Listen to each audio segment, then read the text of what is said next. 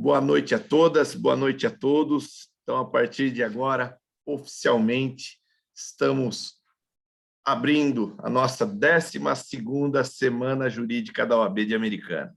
Não da forma como gostaríamos, queríamos estar lá, na nossa Casa da Advocacia e Cidadania, como tradicionalmente esse evento acontece, esse no seu 12º ano, e eu me recordo como se fosse hoje do primeiro, onde eu estava lá como secretário adjunto do Dr. Ricardo Andrietta. Isso foi uma criação dele, uma ideia desse que é até hoje, um grande exemplo de gestor, um grande conselheiro dessa atual diretoria. Aqui eu tenho a honra e o privilégio de estarem com todos eles aqui. Nosso vice-presidente Melford, a nossa secretária-geral Cláudia, a nossa secretária adjunta Sara, nosso tesoureiro Fabiano. E então essa diretoria que já começa a me deixar triste, pois se aproxima o momento do final da nossa gestão, mas certamente nós teremos uma continuidade e um fôlego muito grande, uma oxigenação e certamente, como se diz no linguajar popular, a peteca não cairá. E se nós estamos aqui hoje, doutora Cíntia, nós temos que agradecer a essa comissão maravilhosa, esse pessoal que também, entre aspas, não deixou a peteca cair mesmo durante a pandemia, e tivemos inúmeras palestras, cursos e semana jurídica como essa. Aqui eu cumprimento na pessoa da Tuane, é nossa presidente da comissão, mas eu quero nominar a todos que estão aqui hoje, a nossa Thalma, a nossa Bruna, a Jéssica, né?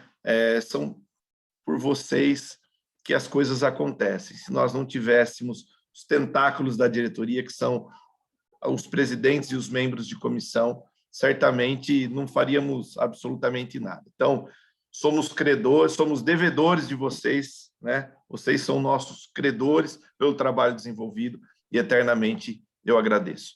Então, sem mais delongas, vou devolver a palavra à doutora Tuane, agradecer a todos os presentes, que já passei por eles, já conversamos, e vou devolver a palavra para que o mais rápido possível comecemos a nossa palestra.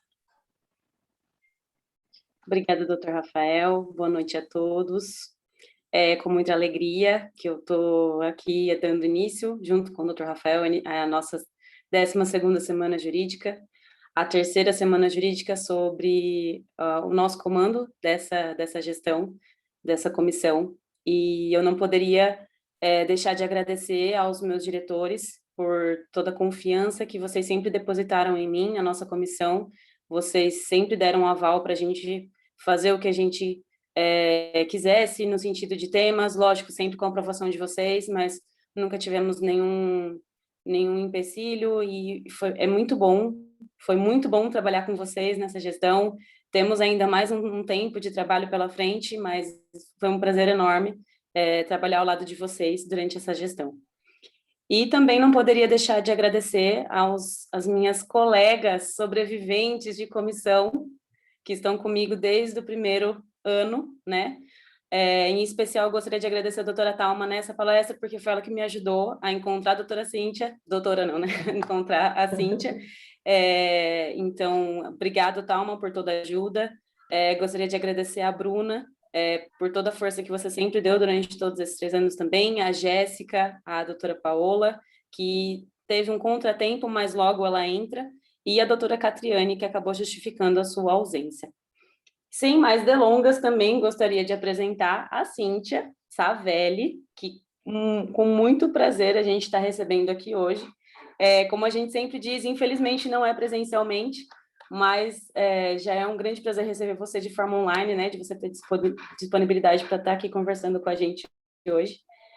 A Cíntia, ela é assistente de gabinete do Tribunal do TRT1, ela é professora, coordenadora trabalhista da ESA da OAB do Rio de Janeiro, secretária-geral adjunta da Associação Brasileira de Advogados do Rio de Janeiro e membro do Instituto dos Advogados do Brasil.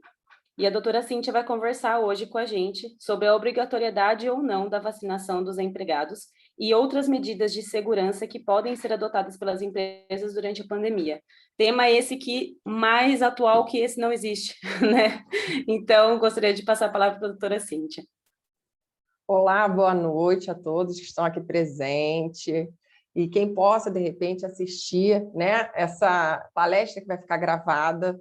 Parabéns a todos vocês, parabéns, doutor Rafael, doutor Melfort, Tuane, a Thalma, que eu tive o primeiro contato, né, que ela falou comigo, foi uma indicação do professor grande jurista da Alegrave, que ele é um conhecidíssimo na nossa área trabalhista. E parabéns para vocês por estarem promovendo palestras assim. Esse momento que a gente está vivendo ainda da pandemia, ela aproximou. Eu sou do Rio de Janeiro, eu estou falando agora com vocês. De repente, se não tivesse também a pandemia, talvez vocês não me conhecessem, eu não conheceria vocês. Então, de uma certa forma, por mais que seja, né, penoso, esse momento que a gente está vivendo, essas mudanças que foram trazidas, né, abreviando o tempo, que a gente teria, assim, no futuro de 2, 3, 5 anos, de repente, tantas atividades virtuais, a gente hoje em dia já foi muito mais aproximado e hoje eu estou conseguindo falar aqui com vocês, estou conhecendo vocês, estou dando uma visão também diferenciada do meu tribunal, que é o tribunal que eu trabalho há 16 anos. Então, já fazendo aqui um agradecimento ao convite de vocês e também me apresentando, já que eu disse, eu não faço parte de Americana, não conheço a Americana, teve até uma pessoa da minha família que morou na cidade de Americana e falou super bem da cidade de vocês, então, assim, é um prazer estar virtualmente com todos vocês. Eu sou do Rio de Janeiro e, como eu disse, eu passei no concurso, entrei no Tribunal Regional do Trabalho aqui da primeira região, trabalhando com desembargador. Então, eu tenho essa visão do que estamos ali dentro do tribunal, qual a visão da turma, como os desembargadores eles analisam. E essa minha palestra aqui, essa minha exposição sobre esse assunto, que é extremamente atual, ele também vai contar com essa minha visão que eu tenho trabalhando com o desembargador, elaborando os votos, tá bom? E também, como a Tuane falou, eu sou coordenadora da ESA, que é a Escola Superior de Advocacia, vinculada à OAB. Então, eu tenho interesse sempre que os alunos aprendam, os alunos que eu digo são os advogados, que eles se atualizem, né? E a gente sempre está trazendo curso. Então, parabéns, novamente, parabéns para vocês por esse empenho, trazendo informações para os advogados, para eles se atualizarem. Então, por que eu escolhi esse tema, né? A Tuane já adiantou aqui um pouquinho. Por que eu escolhi? Porque eu gosto de assuntos que estão naquele momento que despertam a nossa atenção. E quando eu falei até com a Thalma sobre esse assunto, tinha acabado de sair uma notícia aí do TRT da 2ª Região, falando sobre a obrigatoriedade da vacinação. E naquele caso específico, houve uma dispensa por justa causa, porque a empregada tinha se recusado a se vacinar. E aí eu falo assim, gente, parou, tá? Isso foi uma decisão de um tribunal, de uma turma do TRT2. Vamos analisar? Vamos ver isso? Então, é por isso que eu quis trazer esse assunto aqui para vocês, porque ele é extremamente importante, tem várias minúcias para se chegar nessa situação, e a gente vai chegar no final e vai ver será que eu concordo com isso? Será que essa decisão é acertada? Eu pensaria assim ou não? E aí eu digo que o grande barato aqui da nossa advocacia, da gente trabalhar com direito, é interpretar. Cada um tem sua opinião, cada um vai ter, na verdade, também os seus valores. Se eu perguntar aqui para vocês, vocês acham que é obrigatória a vacinação? Aqui a gente tem umas dezenas de pessoas aqui. Eu acredito que, de repente, vai ficar um pouco dividido. Por quê? Porque questões de ordem, né, subjetiva dos valores e também políticas, que a gente sabe que tem muitas questões políticas que influenciam também nossos posicionamentos. Eu não vou falar de política aqui hoje com vocês, tá? Não quero falar, não vamos traçar nada de política, mas eu vou respeitar que cada um tenha lá suas concepções políticas, de um lado ou do outro, mas eu gosto de incitar para ver se, de repente, vai pensar, pô, será que é? Eu pensava tanto desse jeito, mas tem esse lado também, será que esse lado também não estaria correto? Então, eu convido você a participar hoje aqui da nossa palestra ativamente, que eu gosto de ver aqui a participação de vocês. Depois vocês vão poder falar através do chat, né, fazendo perguntas. E eu quero saber, primeira pergunta, que vai ser, depois eu vou fazer essa mesma pergunta lá no final, tá? Vocês acham que é obrigatória a vacinação para o empregado? Porque aí eu estou trazendo aqui para um aspecto, tá, trabalhista. E essas outras questões a gente vai pincelar, mas eu quero chegar na relação do trabalho. Então, essa pergunta que eu já fiz, fica aí com a resposta na sua cabeça, ou então ainda está na dúvida, e a gente vai discorrendo sobre ela. Mas para eu chegar lá no final, tá, e falar das medidas de segurança e saúde e segurança que podem ser traçadas pela empresa, para a gente falar da questão da vacinação ou não, eu preciso voltar no tempo. E eu preciso que vocês voltem lá para fevereiro de 2020. O que estava acontecendo em fevereiro de 2020? A gente tinha as notícias de que na China tinha um negócio chamado corona, né? E até então, o que a gente sabia era isso, que estava uma doença que estava lá expandindo e dentro da China, e que teriam algumas pessoas, brasileiros, que estavam tentando sair da China e vir para o Brasil. E aí eles foram colocados em quarentena. Só que nesse momento a gente estava vivendo o quê? Carnaval. Aqui no Rio de Janeiro, então, São Paulo, eu sei que agora também está bem animado em relação a carnaval. Mas aqui era carnaval, bloquinho, escola de samba. Ninguém estava pensando muito na época, a gente só falava do corona, nem falava Covid, nada disso, era coronavírus. Então, o que aconteceu? O Poder Legislativo já tinha ali editado uma lei, que é a Lei 13.979. Ele editou essa lei no começo de fevereiro. Então, só para a gente situar historicamente, que todo mundo estava passando por isso. A gente ainda não tinha a visão do que estava acontecendo. A gente tinha as notícias que vinham na televisão de uma doença na China. Daqui a pouco aquilo foi se expandindo, e chegou na Itália. E na Itália aí a gente já começou a ficar chocado com as situações de pessoas passando por necessidades lá na Itália.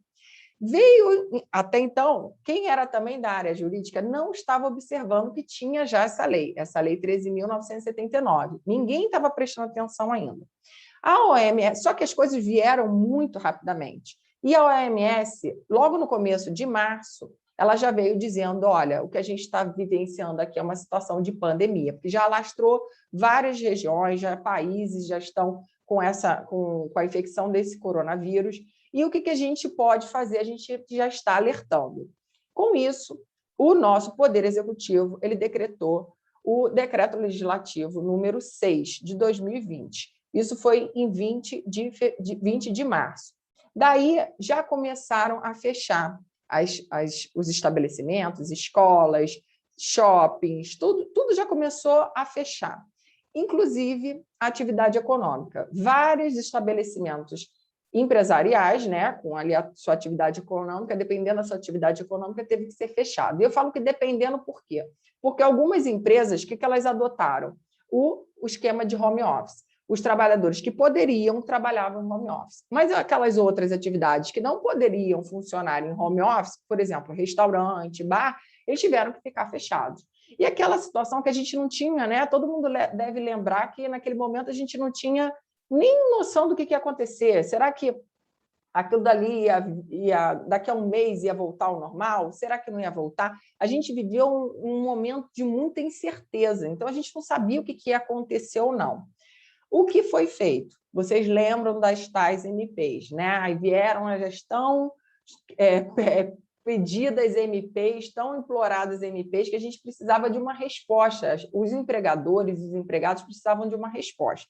Vieram as MPs 927, depois a 936, e todos os planos de encadeamento dessas medidas provisórias para tentar ali manter emprego, tentar medidas para poder afastar esses empregados e ter um menor risco para o empregado e também para a própria empresa, para tentar manter o emprego, porque a tentativa era de manter o emprego.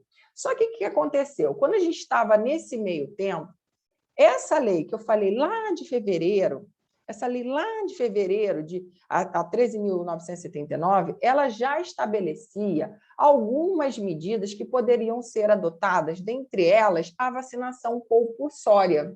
E ninguém falava sobre isso, porque na época a gente nem vacina tinha, né? Então, ninguém falava sobre isso.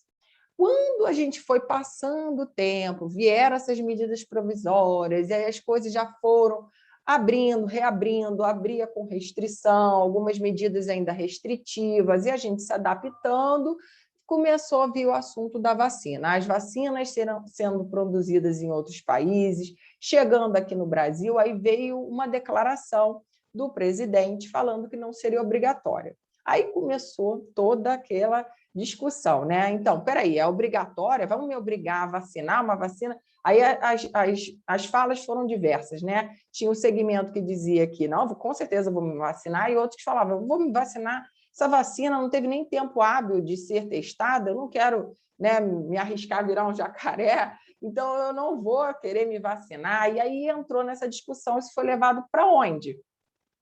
Qual órgão que, no final, acabou definindo um pouco isso? O STF.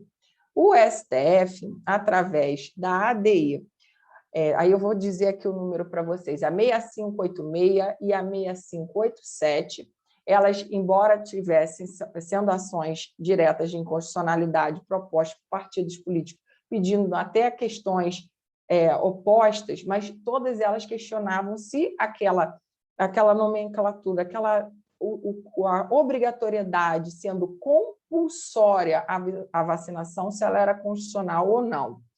Então, se a gente for analisar todo o discurso que se teve, tanto do Procurador-Geral da República, como dos ministros, falando sobre essa obrigatoriedade ou não, o que ficou estabelecido foi o seguinte: ora, existe essa obrigatoriedade, porque a gente, aqui no Brasil, a gente tem um plano nacional de imunização. Então, temos algumas vacinas que todos nós somos obrigados a tomar. Inclusive, se a gente não tomar, né, quando pequenininho, porque tem lá o prazo para tomar quando a gente é pequenininho, os nossos pais, lá no Estatuto da Criança e do Adolescente, eles são obrigados a darem essa vacina para a criança. Então, se eles não fizerem, eles vão incorrer em até um desrespeito ao próprio Estatuto da Criança e do Adolescente. Então, nós temos no Brasil obrigatoriedade para várias vacinas, né, que estão ali. Se você for entrar até nesse Plano Nacional de Imunização, você vai ver a quantidade de vacinas que são obrigatórias, que provavelmente todos nós tomamos. A discussão é se essa vacina agora da Covid, ela estaria ou não ali naquele rol. Ela, por enquanto, não estava naquele rol. Então, não existia previsão ainda legal para aquela vacina ser obrigatória. Só que os ministros, eles começaram a cotejar essa obrigatoriedade da vacina com um interesse, um direito-dever coletivo, entendendo que, se você fosse colocar na balança, por mais que você tenha um direito individual, mas você tem um coletivo ali que é importante. Aí eles decidiram o seguinte: olha, é obrigatória a vacinação, mas eu não posso ir lá na sua casa e injetar no seu braço. E até o Procurador-Geral da República, doutor Augusto Aras, ele falou uma coisa que eu pensei, é verdade, se for comparar isso, também seria dessa forma. O voto é obrigatório, todo mundo deve votar, mas se não votar, terão as sanções. Você vai ter que pagar uma multa por você não ter participado da votação. Então, nessa discussão toda dos ministros, eles fizeram até uma tese, né, de julgamento para poder embasar, porque a questão era tão importante, a questão envolvia tantas coisas ali, que eles preferiram, naquele momento, já estabelecer. Tá bom, é constitucional ser obrigatória, porém, algumas questões eu tenho que levantar aqui para vocês. E eu vou pedir licença só para colocar essas teses de julgamentos que são importantes, porque elas vão explicar a situação que a gente está agora. Tá? Eu não sei em Americana, mas aqui no Rio de Janeiro, a gente está tendo agora, como se chama, eu vi que São Paulo chama passaporte, né? Para você conseguir entrar em eventos, você teria que demonstrar que você está vacinado. Aqui no Rio de Janeiro também já começou, alguns locais já estão determinando que as pessoas, para o ingresso, elas comprovem, existe um aplicativo que você comprova a sua vacinação. E isso, na verdade, essas medidas, né, de restrição, elas já estavam até nessa tese de julgamento que eu vou ler aqui para vocês, tá? Para vocês entenderem, até para essa questão de que com certeza vai ter discussão, né? Pode ou não exigir esse passaporte para poder entrar nos lugares.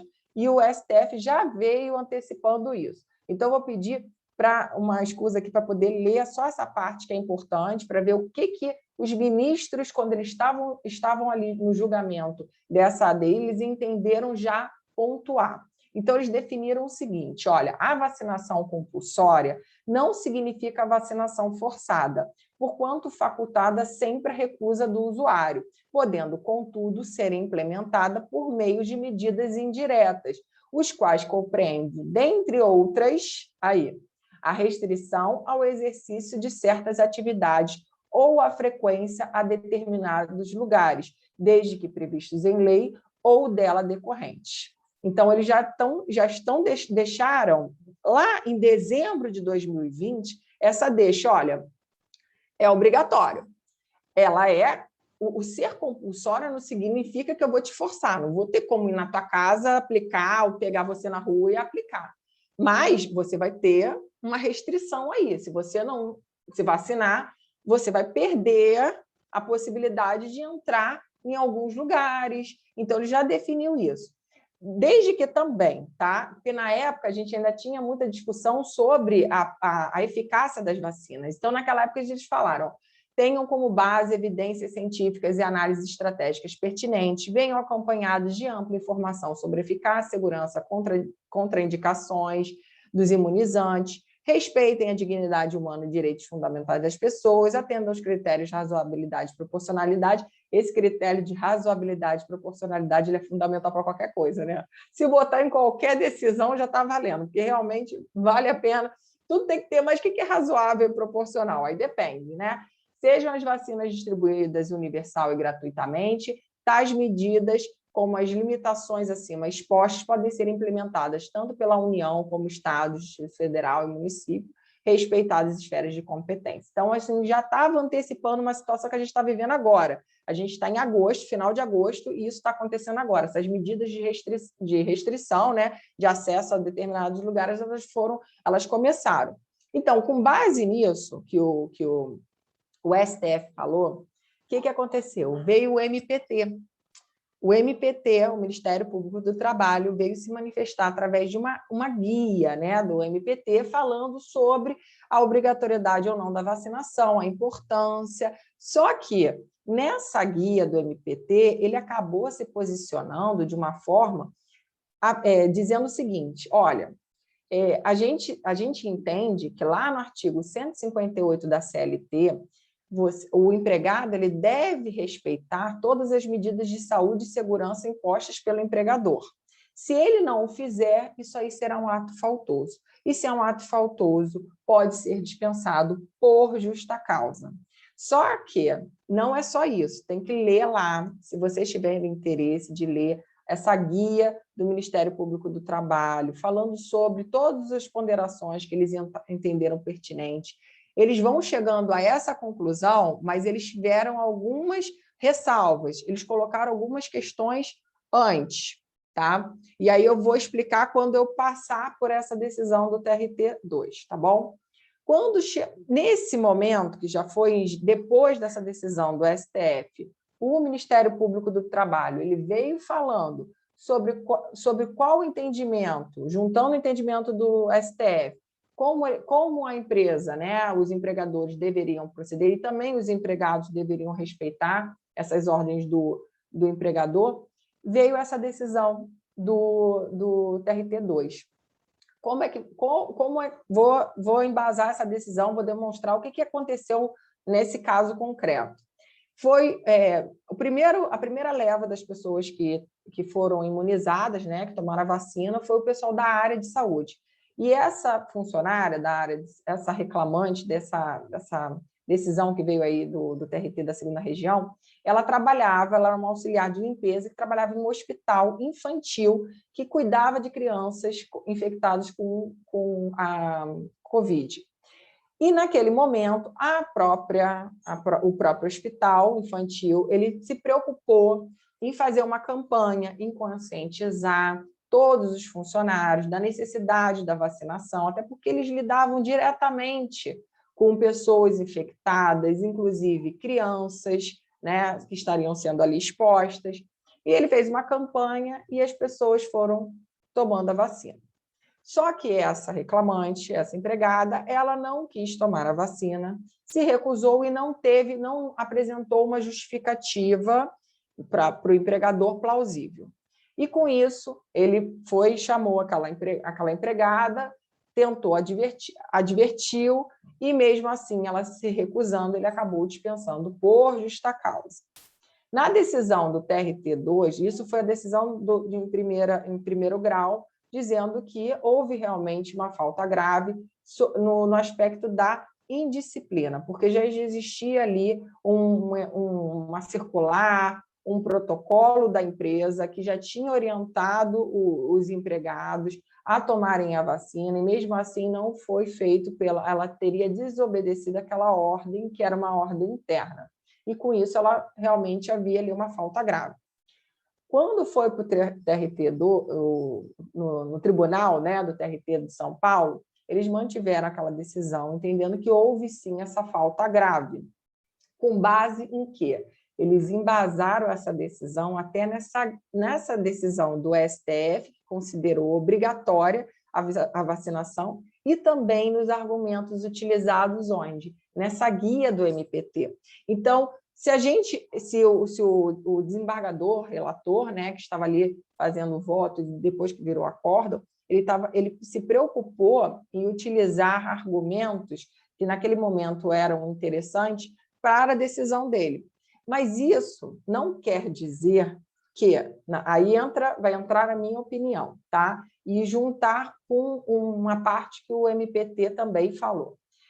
Dizer que em todos os casos pode acontecer a dispensa por justa causa, que existiria ali uma falta grave do empregado, é temerário. Eu teria muito medo de instruir o cliente dizendo que, olha, pode dispensar, tá? Porque houve uma decisão lá de São Paulo que essa decisão julgou que houve uma falta grave e podia ser dispensado por justa causa. Eu não faria dessa forma. Por quê? Porque, na verdade, embora a gente tenha essa consciência de que é obrigatório, é um dever de toda a sociedade, a gente tem situações que a pessoa realmente ela não pode tomar a vacina, ela tem alguma implicação de saúde que não é recomendado pelo próprio médico dela, ou então a gente sabe que ela não pode ser forçada, mas cadê a lei que determina isso? Onde tem essa lei que vai determinar, vai estabelecer que se tome? É o que eu estou falando, embora o STF tenha dito que realmente deve ser obrigatório, mas ele conseguiu entender que ela não pode ser forçada. O que vai limitar ele é o acesso a determinados lugares, mas isso numa esfera da relação de trabalho, que quando a pessoa já está inserida ali, se eu quero dispensá-la, será que eu posso dispensá-la por justa causa, pela falta a recusa pela vacina? Onde tem isso na lei? Eu dizer que isso daí estaria embasado no artigo 158 da CLT é uma interpretação muito extensiva, porque quando a gente faz a leitura do artigo 158 da CLT, ele fala que o empregado ele deve cumprir disposições legais ou regulamentares. Está em lei essa vacina? A previsão dessa vacina está em lei da Covid? Não. Tem alguma norma regulamentar dizendo que tem que ter essa vacina? Também não. Então, o que a empresa pode fazer para que ela se assegure, para que ela se respalde? Se ela tem intenção, pensando assim, a minha atividade econômica, ela precisa ser presencial, eu preciso ter empregados aqui, eu não tenho mais como mantê-los até afastados, eu preciso do trabalho presencial. A minha atividade, eu utilizo várias outras medidas, né, de isolamento, de utilização de máscara, porque isso continua, né? Não é porque vai ser vacinado que você vai ser liberado disso. Lavar as mãos, utilizar lá o álcool gel, distanciamento. Porém, eu tenho que estar em contato. Eu sou ali o garçom, eu preciso servir aquela comida. Então, eu vou, de alguma forma, ter um contato. Preciso ser presencial. O que eu posso fazer como empregador? O que eu posso fazer é buscar com que essa obrigatoriedade fique presente na sua empresa. E como ela poderia ficar? Através de um regulamento interno, através de uma coisa que a gente chama de PCMSO, Programa de Controle Médico de Saúde Ocupacional. Isso, o MPT, ele chegou a falar, a mencionar. Porque aí, se eu falo, aí sim, aí eu aplico o 158 da CLT. Aí sim, eu faço a junção com a linha H, que é a indisciplina, lá do 482, que é a dispensa por justa causa. Quando eu crio essa base legal ou alguma norma, quando a gente tem uma norma, um regulamento interno da empresa, é como se fosse lei entre as partes, é lei dentro da empresa. Então, se eu tenho essa previsão dentro de um regulamento interno, ok. Se já ela está disposto, olha, se não, a empresa ela prioriza que os seus empregados se vacinem contra a Covid, para que não infectem, não propague uma infecção desse vírus. Se isso está lá previsto no regulamento interno, ou então, muito melhor, tá? Está lá naquele programa de controle médico de saúde ocupacional, se ele determina ali que existe essa obrigatoriedade, aí não tem como fugir. Porque aí você pode, através desse embasamento, você destacar para o seu empregado que se ele não... Mas aí eu tenho um segundo degrauzinho, tá? Tenho essa previsão na norma interna, ou então no regulamento, ou nessa PCMSO, e aí eu falo assim, olha, mas eu vou te advertir. Primeiro, eu não vou, num primeiro momento, dispensar logo por justa causa, não. Porque a gente tem isso, o princípio da gradação da pena. Porque pode ser, porque a gente sempre tem que pensar no risco de uma ação judicial. Pode ser que o julgador entenda, poxa, mas poderia ter advertido primeiro, ele poderia ter tempo até de dizer, eu não quero tomar a vacina porque o meu médico disse que eu tenho uma doença autoimune, eu não posso tomar esse remédio, essa vacina, desculpe. Então, assim, de repente, ele tem a possibilidade de se justificar. Ele é advertido e ele tem a possibilidade de se justificar e ele, novamente, ali é conscientizado que a empresa ela preza pela imunização de todos os seus funcionários e assim o faz. Então, se existe essa previsão e o empregador coloca isso para os seus empregados, aí sim, existe esse embasamento para uma dispensa por justa causa. Agora, se não existe isso, e assim a empresa adotar essa medida, agora todos os empregados que não quiserem se vacinar vão ser dispensados por justa causa, para mim, é um risco muito grande para a empresa, porque isso não tem uma consolidação. O que eu disse, é uma decisão do TRT2, baseado num critério de avaliação daquele julgador, tanto de primeiro grau quanto de desembargador relator, e todos ali que estavam compondo, né, os desembargadores estavam compondo ali a sessão, a turma, mas isso não quer dizer que essa decisão vai ser reaplicada para outros tribunais e para outras decisões de primeiro grau. Então, cuidado. O que a empresa precisa fazer? Ela precisa, sabendo dessa decisão do STF, ela precisa criar critérios para se proteger, para que ela realmente demonstre que naquela empresa o empregado precisa estar imunizado, que é uma determinação interna da empresa. E também, eu acho que mais do que isso, né, fazer uma conscientização, criar uma consciência para todos os empregados da importância, conversar, aí se a empresa tem um RH, esse RH conversar, porque às vezes o que falta, né, na sociedade é uma conversa. Às vezes a pessoa consegue entender o outro lado. Eu acho que a empresa ela pode criar critérios para admissão e ela entender, olha, na admissão, tá? Não estou falando na demissão, mas na admissão ela entender. Na minha empresa só entra quem tiver vacinado. E para isso eu vou precisar fazer o quê? Aí eu vou precisar fazer ali, na hora da admissão, eu vou ter que fazer a seguinte pergunta: você foi vacinado? Você tem aí o seu passaporte de vacinação? E esse dado, gente, é um dado sensível.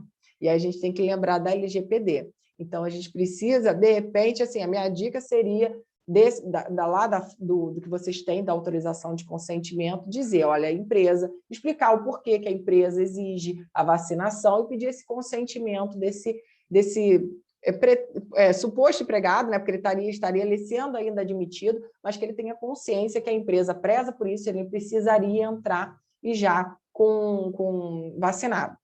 Então, a gente tem essa situação que foi gerada por uma decisão lá do TRT2, né, e que ela pode se repetir em outros regionais também aqui do TRT do Brasil inteiro, mas isso não quer dizer que essa decisão vai ser estanque, vai ser unânime e sempre vai ser assim. Eu precisava advertir todos vocês em relação a isso, porque a gente vai pegando, vai cotejando todo esse histórico que a gente veio trazendo, né, que eu quis lembrar vocês de voltar lá no ano passado para a gente ir resgatando, porque as coisas só vão acontecendo conforme a história vai mudando. No primeiro momento, lá em fevereiro, já tinha a questão da obrigatoriedade da vacinação, mas ninguém falava isso porque a gente ainda não tinha a vacina. Então, aí entrou a questão da vacina. E agora, em agosto, a gente está tendo essa situação do passaporte.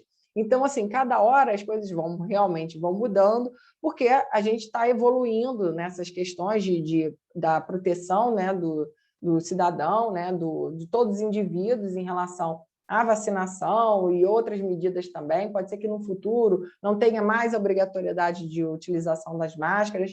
A questão até da utilização da máscara ela foi inserida lá na Lei 13.979 depois, porque até então, no começo, a gente não usava máscara. Então, assim, as coisas vão mudando, o nosso pensamento também vai evoluindo, vai mudando, e isso também não retira essas outras medidas que a empresa pode utilizar. A medida mais segura, né, para a empresa continua sendo o home office. Se ela deixa esse empregado em home office, ela não tem aquela preocupação do trato ali de um empregado com o outro, colaborador com o outro. Mas se as empresas já estão adotando o retorno, né, às atividades presenciais, ou aquelas que não poderiam desempenhar sua atividade econômica sem ser presencialmente, a gente tem ali, continuamos com todas aquelas medidas de segurança, distanciamento, a utilização de máscaras, lavar as mãos, ou se não, com sabão, se não tiver o álcool. Então, toda essa conscientização que a gente continua tendo. Então, essas medidas elas estavam ali na portaria número 20, de junho de 2020, na época a gente estava chamando de Secretaria Especial do Trabalho e Previdência, hoje em dia voltou já a ser o Ministério do Trabalho, né? Então, a gente tem essas medidas já nas portarias, em todos esses atos regulamentares que têm essa previsão dessas medidas de segurança e saúde do empregado. Mas a vacina, estabelecer lá em lei que é obrigatória a vacinação em relação à Covid, o que a gente tem é um entendimento do STF, não existia ainda a lei, mas existe ali o STF falando, olha, ela é obrigatória, a questão da compulsoriedade dela, que está lá na Lei 13.979, ela é constitucional, porém eu não posso forçar. Então, dentre todas essas questões, é o que a gente tem hoje em dia. Pode ser que daqui a uns 4 meses a gente não discuta mais isso, mas hoje em dia é ainda um tema relevante. As empresas não sabem como agir, elas não sabem se dispensam o empregado. Se eu recomendaria que ela tivesse, num primeiro momento, uma campanha de conscientização. E aí, se ela quiser ter um respaldo para dispensar por justa causa, porque a empresa pode dispensar sem justa causa qualquer empregado, ela não precisa nem dar motivo para isso, desde que ela pague as verbas rescisórias. Pagou as verbas rescisórias, ok. Agora, se ela quer dispensar por justa causa, ela precisa desse embasamento que eu mencionei aqui para vocês, tá bom? Então, eu acho que eu concluí aqui minha exposição. Se vocês tiverem dúvidas, quiserem acrescentar alguma coisa, um prazer. Obrigada, Cíntia, pela sua exposição. Eu que não atuo tanto na área, consegui entender toda a sua exposição, então foi muito boa mesmo. Doutora Thalma, temos alguma pergunta? Estou abrindo agora o bate-papo aqui. Kleber Renato. Inicialmente, cumprimento a doutora Cíntia pela brilhante abordagem. Gostaria, contudo, de ouvir suas considerações sobre a obrigatoriedade da vacina à luz do inciso 22 do artigo 7º da Constituição, na medida em que o referido dispositivo garante o direito do trabalhador à redução dos riscos inerentes ao trabalho mediante normas de saúde, higiene e segurança. É obrigação do empregador garantir um meio ambiente de trabalho salubre. E se a gente pensar que a vacinação ela garante uma imunização e aí não teria contaminação dentre lá os outros empregados, assim estaria cumprindo o papel do empregador de garantir esse meio ambiente salubre. Ok, só que isso é ótimo, né? O empregador, se ele pudesse colocar na cabeça de todo empregado que ele precisa fazer a parte dele também, porque não depende só do empregador, o empregador depende ali de manter um ambiente limpo, higienizado, isso ele pode fazer. Agora, quando depende do empregado, aí utilizar, inclusive, os equipamentos de proteção individual, aí a coisa fica um pouco mais difícil, né? Por isso que a gente tem a determinação de falta grave, a gente tem a previsão de falta grave do empregado que não utiliza lá os equipamentos de proteção individual. Só que a questão da vacinação, embora exista essa consciência de que ela realmente ela protegeria todos os que estão à sua volta, como o empregador pode fazer isso? É isso que a gente trouxe aqui, né? Kleber, não é o nome dele? Kleber. É isso que a gente trouxe aqui hoje. A empresa ela tem a obrigação de garantir isso. Só que se ela fizer a dispensa sem justa causa, ok, eu tenho um empregado que não quis se vacinar. Fiz campanha, expliquei para ele não me deu uma justificativa para que ele não fosse vacinado. Ele não tem uma justificativa plausível para não se vacinar. E eu não quero que meus outros empregados estejam expostos. O que esse empregador pode fazer? Ele pode dispensar sem justa causa, paga as verbas, ele não precisa nem dizer que é por esse motivo. Ele pode simplesmente dispensar. Agora, se ele quer dispensar por justa causa, eu falei errado, sem justa causa, eu errei ou não? Agora eu não sei. Se for dispensar sem justa causa, ele dispensa quando ele quiser, paga as verbas decisórias e ok. Agora, se ele quer alegar a justa causa, uma falta grave, uma indisciplina, a indisciplina ela precisa estar relacionada a alguma questão, alguma previsão legal. Ou previsão legal, ou previsão de norma interna, ou algum regulamento ali da empresa, e também o 158, que diz que é ato faltoso, em relação ao não cumprimento de disposições legais ou disposições regulamentares. Não existe a previsão dessa vacina, nem na PNI, que é o Programa Nacional de Imunização, e também não existe dentro da empresa essa determinação. Enquanto não existir, fica difícil, foi a minha exposição, fica difícil dispensar por justa causa, mas o empregador ele pode dispensar sem justa causa. Seria a preocupação dele realmente, eu não quero esse empregado aqui com outros funcionários meus, porque existe um risco muito grande e eu não tenho como isolá-lo, porque poderia, de repente, até isolá-lo, né? Eu não tenho como fazer isso, então eu dispenso sem justa causa. Agora, se eu quero dispensar por justa causa, aí entro nesses critérios que eu abordei com vocês. Muito bom, doutora. Deixa eu só verificar aqui se tem mais alguma pergunta. Beatriz.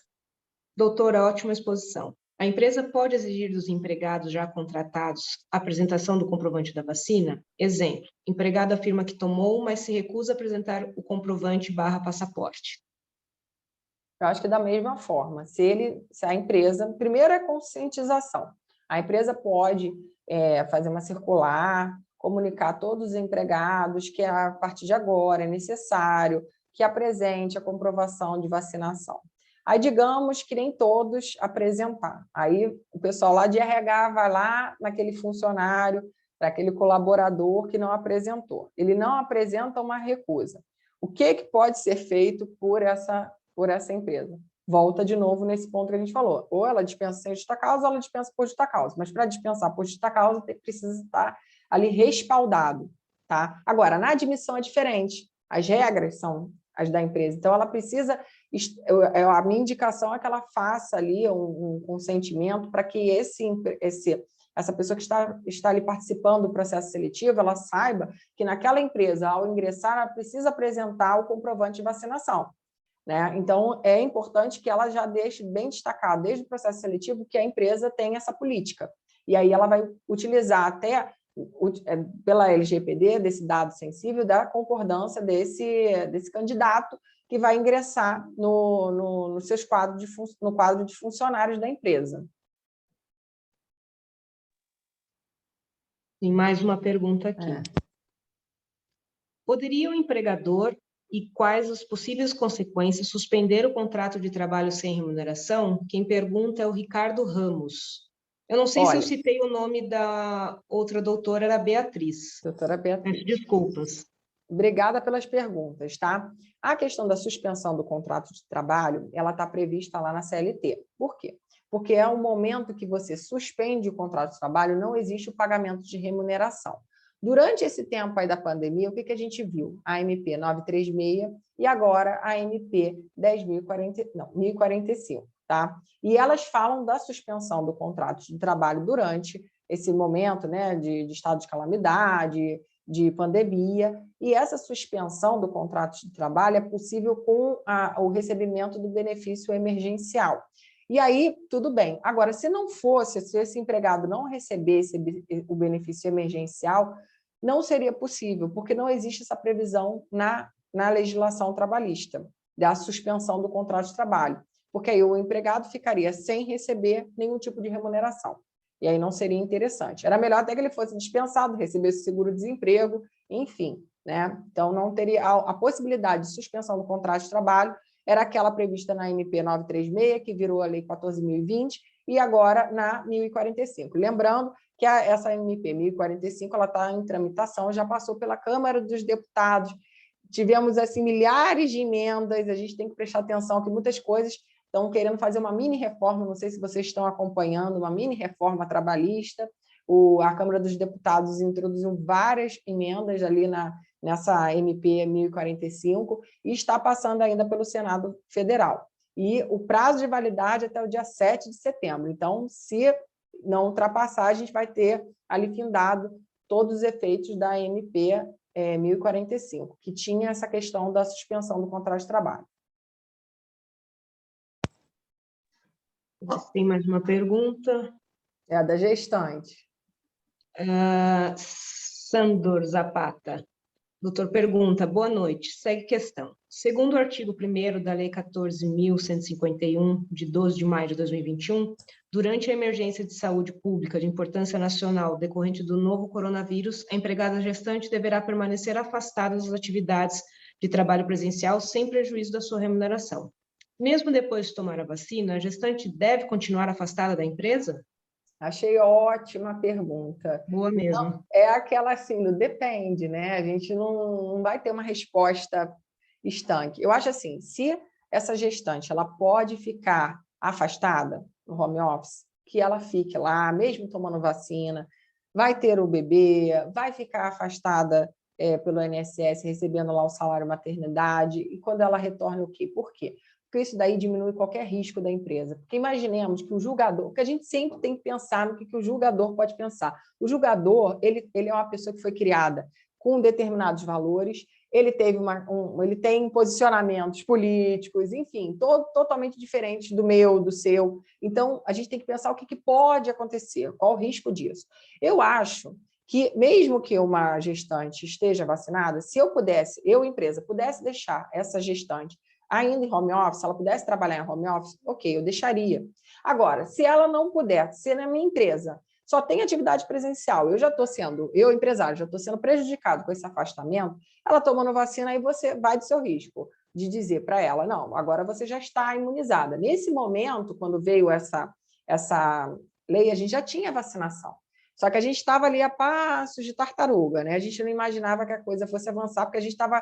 Cada lote de vacina era uma vitória, né? Para quem queria tomar, então era uma vitória. Então, a gente não imaginava que a coisa fosse chegar rápido, né? E a gente já estaria vacinando até em alguns estados, já estão vacinando adolescentes e crianças, querendo vacinar crianças. Então, Nesse caso, não existe ali uma previsão legal que diga, não, a vacinou, já está totalmente imunizada, volta empregada. Numa regra geral, ela poderia voltar, porque ela estaria imunizada, a eficácia da vacina é de imunização. Se ela está imunizada, ela pode voltar a trabalhar. É um primeiro momento, mas pode ser que o jogador entenda, mas criou um risco que não sabia, a pessoa gestante ainda estava numa situação de risco, se poderia ficar afastada. Aí depende de quem vai definir isso ali. Se a pessoa quisesse entrar com uma ação trabalhista, tá? Porque nem em todos os casos a pessoa vai ingressar com a ação trabalhista. Mas o que a gente tinha lá em maio? Era um grupo de gestantes que ainda tinha uma dúvida se a gestante podia tomar a vacina. Não sei se vocês lembram. Teve um momento que falou, pode vacinar a gestante. Daqui a pouco, não pode vacinar a gestante. Porque aí ficou naquela indefinição e falaram, o que é melhor fazer com a gestante? Afasta. E afasta para ela receber, ou ela fica trabalhando em home office, ou, se não for possível, ela vai continuar recebendo, né? No caso dela. Então, o que você tem ali para a gestante? Ela sendo imunizada, e hoje em dia, já que, né, as pesquisas, as demonstrações da eficácia das vacinas é de que ela está conseguindo imunizar e não causa prejuízo também à gestante, ela poderia entrar no geral de pessoas que tomaram a vacina e retornaram ao trabalho, como outras pessoas que são de grupo de risco, né, que tomaram a vacina e já estão voltando a trabalhar. Mas pode ser que o jogador entenda que era um risco, a empresa não deveria ter feito, se ela podia ter deixado em casa, não deixou, estaria de alguma forma prejudicando, trazendo um risco, mesmo tomando a vacina. Enfim, a gente não sabe, né? Mas por isso que a resposta é o depende. Mas se eu pudesse, eu deixaria essa gestante ainda em home office. Se não existisse a possibilidade de home office, voltaria presencial, porque ela estaria naquele grupo de imunizados. Mas é um risco, tá? Temos mais perguntas? Posso só fazer um comentário sobre Pode. isso? Na verdade, seria uma pergunta minha um pouco até pessoal. Eu não tenho nada a ver com a área trabalhista e atuo na área criminal, mas meu noivo tem um restaurante e nós temos uma pessoa grávida. E aí ela foi afastada e agora ela está querendo voltar. Mas a gente não estava assim, né? Ai, volta, não volta, volta, não volta. Mas isso que a doutora falou, ele inclusive está ouvindo a palestra aqui, é realmente assumir um risco da saúde dela e um possível processo trabalhista aí, né? E ela não quis vacinar? Ela vacinou, acho que ela tomou a primeira dose, mas acho que ela já está com 7 meses, por aí, uns 6 meses. Então, também já está na reta final, Já né? está na reta... Tudo é caso concreto. Acho que essa análise de risco a gente tem que fazer no caso concreto. Restaurante, atividade presencial. Praticamente ninguém no restaurante fica em casa, só se for da parte de o contador, a administração, Sim. De repente fica em casa. Mas de home office, você tem a pessoa ali trabalhando no presencial. Aí você tem uma gestante com 7 meses, estão faltando só 2 meses. Você já imaginou se acontece alguma coisa? Exato. Entendeu? Exato. Eu fico pensando assim, acho que falta só 2 meses, né? Já aguentou tanto tempo, faltam só 2 meses, daqui a pouco ela até, de repente, ela entra um pouco antes com a licença maternidade, já recebendo o salário maternidade, enfim, eu acho que seria correr muito esse risco, e ela só tomou a primeira dose, que não quer dizer, é outra coisa, né? Que tem uma vacina que é uma dose só, tem outra vacina que já estão querendo dar a terceira dose.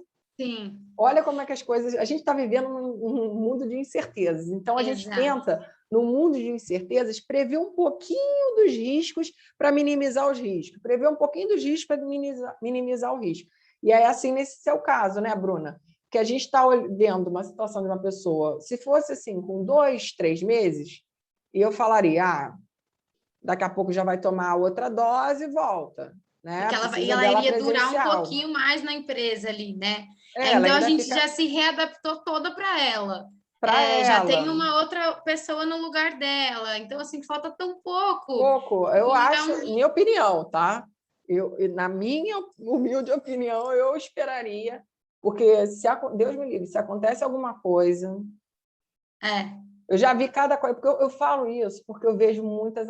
todo tempo, né? Vou analisando processos de diversas atividades, e a gente vê de tudo, né? Então, a gente sempre pensa no risco, de todos os riscos, de como um jogador possa pensar, enfim. A gente tem variáveis nisso tudo. Sim, não, tá certo. Foi exatamente isso que a gente pensou. Falta tão pouco, fora que tem a consciência humana, além do processo trabalhista, aí tem a consciência humana, né? Que não é muito fácil. Não, ainda vem variante Delta, variante não sei o quê. Aí a pessoa pega uma condução e já está mais debilitada, porque a gravidez ela debilita mais a mulher realmente, sim, né? Então, sim.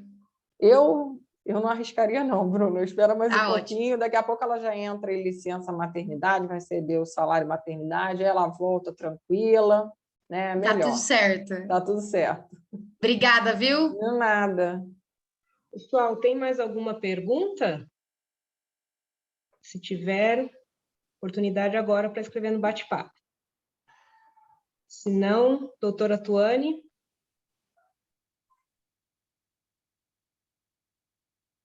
A diretoria, gostaria de fazer alguma consideração? Mais alguém da comissão?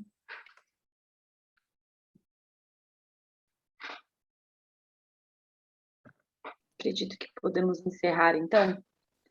Todo mundo já sanou suas dúvidas.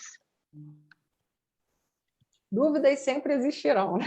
Sempre existirão, a gente não consegue esgotar. exatamente. Mas eu acho, assim, de dicas que eu gosto... Quando eu assisto, eu vejo alguma notícia, eu simplesmente não reproduzo, não. Eu vou lá, essa decisão do TRT2, eu fui na decisão, a gente faz a leitura, porque às vezes até a chamada que fica, né, até do TST, tá? Mas assim, de outros veículos de comunicação, eles costumam colocar lá a manchete e eles replicam a própria matéria. Então, se a matéria estiver errada, ela vai ser replicada 500 vezes, e aí a gente já trata daquilo como se fosse uma verdade absoluta.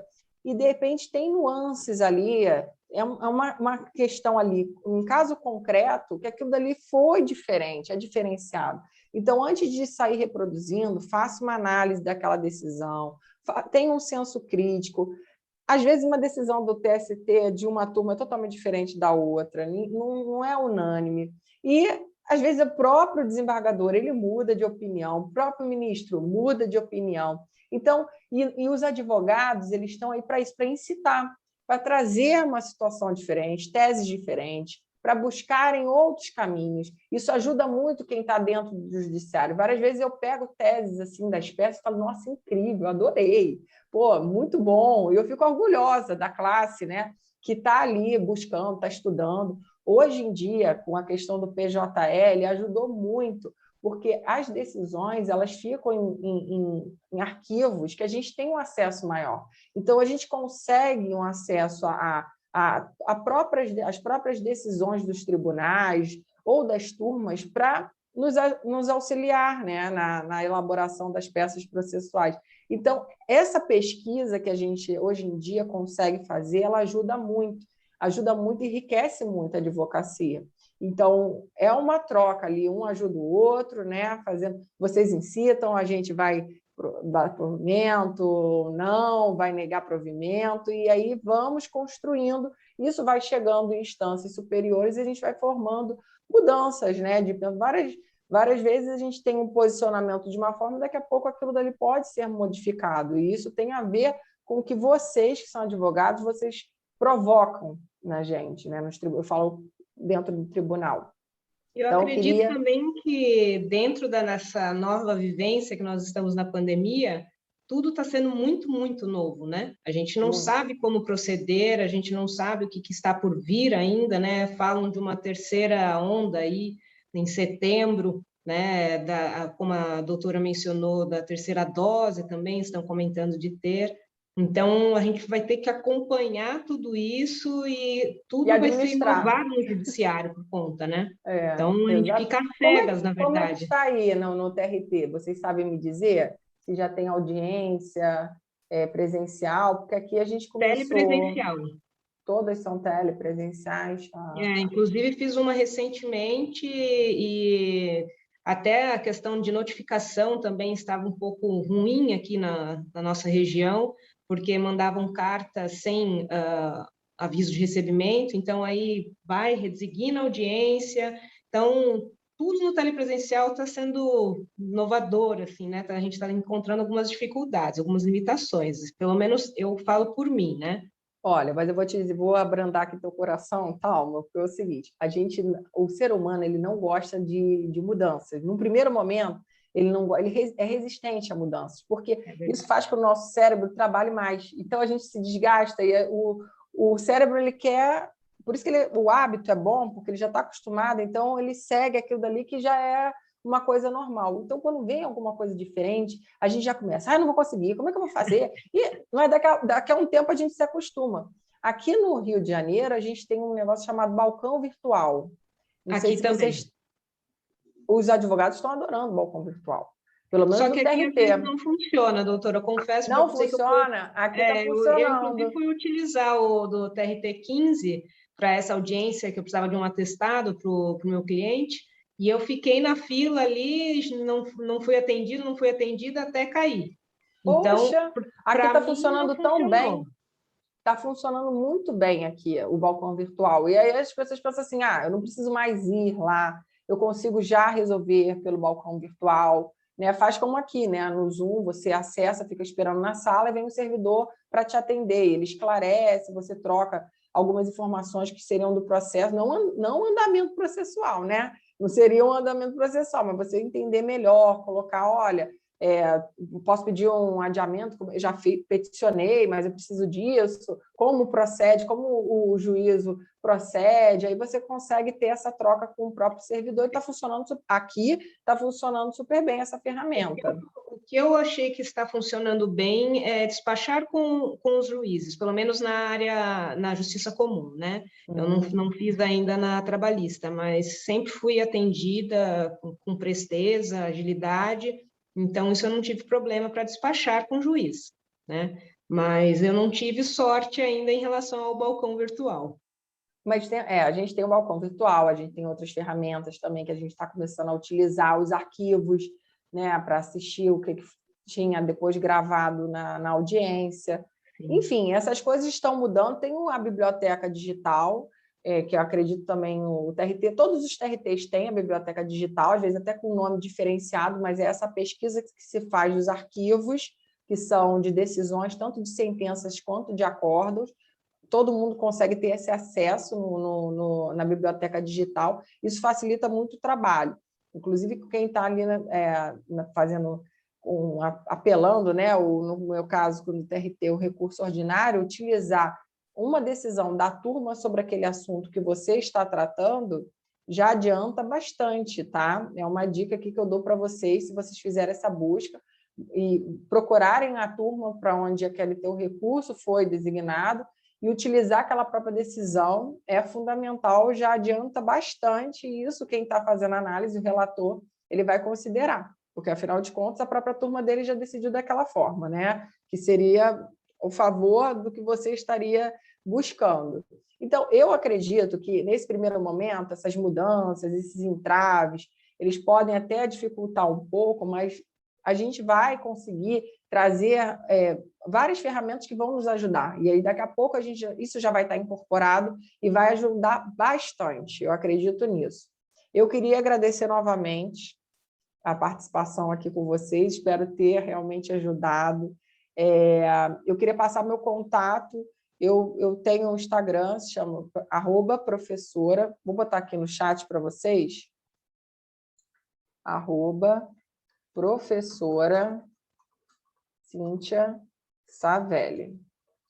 E quem quiser, quem for me seguir lá e quiser mandar um direct, depois eu vou mandar exclusivo para vocês um resumo disso que eu falei hoje, tá? E mandar uns links importantes para vocês acessarem.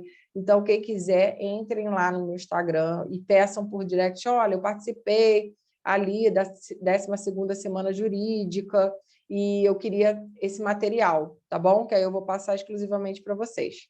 Combinado? Legal, doutora, muito obrigada, viu? Pela sua Obrigada, exposição, Tânia. pela palestra, foi muito boa. Obrigada por mais uma vez você ter aceito o nosso convite.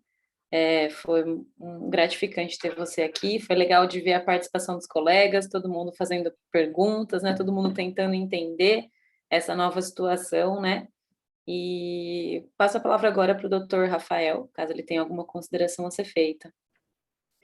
Só antes do Rafael finalizar, desculpa, só lembrar aos participantes que eu mandei aqui no bate-papo o link do formulário para que seja emitido o certificado de participação na palestra de hoje, tá bom? Então, é só clicar no link, preencher o formulário, e aí a nossa funcionária Vanessa já vai receber as suas informações para fazer a emissão do certificado.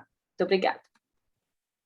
Então, eu quero agradecer, em nome da OAB Americana, pela doutora Cíntia estar aqui conosco, desde o Rio de Janeiro até aqui, né, para passar essas valiosas experiências, conhecimentos, que com certeza foram importantes para todos nós. E quero aproveitar e convidar a todos para estar conosco amanhã, que nós discutiremos sobre a exigência ou não das taxas associativas dos loteamentos fechados, com o doutor Alessandro Segala, depois da lei, deixa eu ver o número da lei, 13.465 de 2017. Não sei se a Tônia ia falar sobre isso, mas eu já estou falando, já estou convidando a todos. Então, agradeço novamente, Cíntia, a OAB de Americana está à sua disposição para aquilo que for necessário, conte conosco. Agradeço a todos que estiveram aqui conosco, agradeço a toda a comissão, minha diretoria, e até amanhã. Obrigada, tchau, muito obrigada. Obrigada, gente. Até amanhã. Amanhã. Tchau, tchau. Tchau, tchau. Boa noite.